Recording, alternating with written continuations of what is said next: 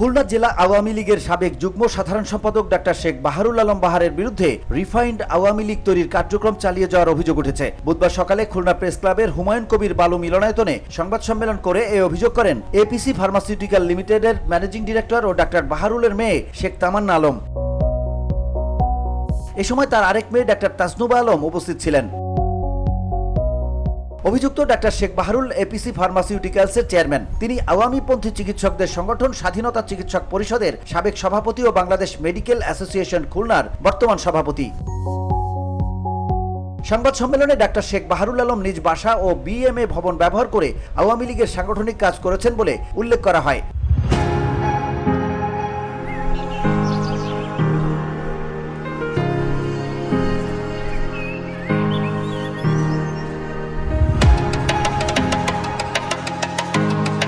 শেখ তামান্না আলম বলেন, আপনারা আমার বাসার আশপাশে খোঁজ নিয়ে দেখেন ডাক্তার বাহার নিয়মিত আওয়ামী লীগের নেতাকর্মীদের সঙ্গে মিটিং করছেন এবং খুলনাতে রিফাইন্ড আওয়ামী লীগ তৈরির কার্যক্রম চালাচ্ছেন।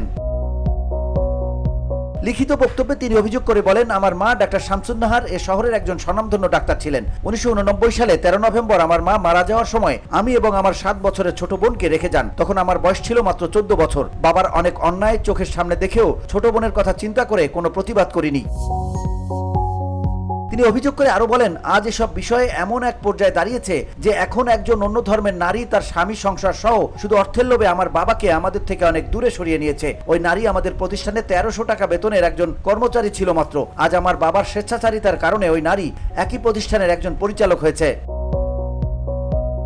এর আগে মাকে হত্যার অভিযোগে ডাক্তার শেখ বাহারুল আলম বাহারের বিরুদ্ধে মামলা করেন মেয়ে তামান্না। গত 9 September Khulna metropolitan magistrate Sonadanga আমুলি আদালতে মামলাটি করা হয়।